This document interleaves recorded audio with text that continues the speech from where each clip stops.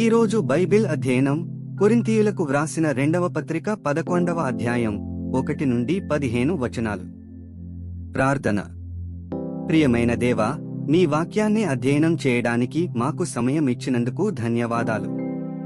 మేము మీ వాక్యాన్ని విన్నప్పుడు మా మనస్సులను పునరుద్ధరించండి మరియు మాకు అవగాహనను ఇవ్వండి.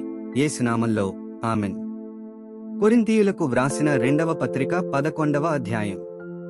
కొంచెం అవివేకముగా నేను మాటలాడినను మీరు సహింపవలెనని కోరుచున్నాను.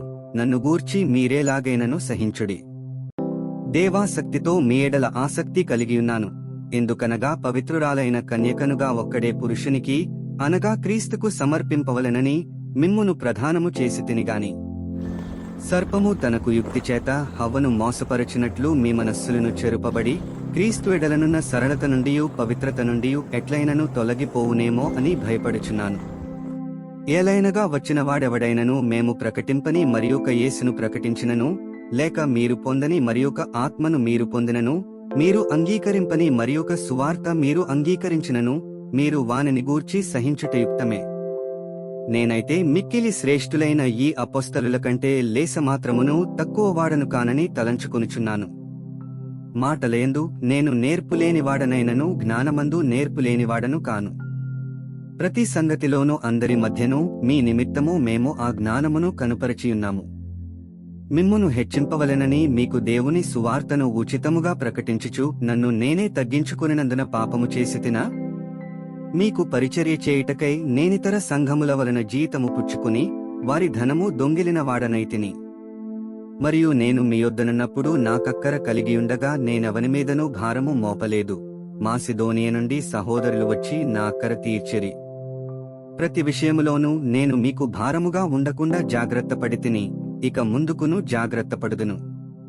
క్రీస్తు సత్యము నాయందు ఉండుట వలన అకయ ప్రాంతములయందు నేనీలాగు అతిశయపడకుండా నన్ను ఆటంకపరచుటకు ఎవరితరము కాదు. ఎందువలన? నేను మిమ్మును ప్రేమింపనందువలననా? దేవునికే తెలియును.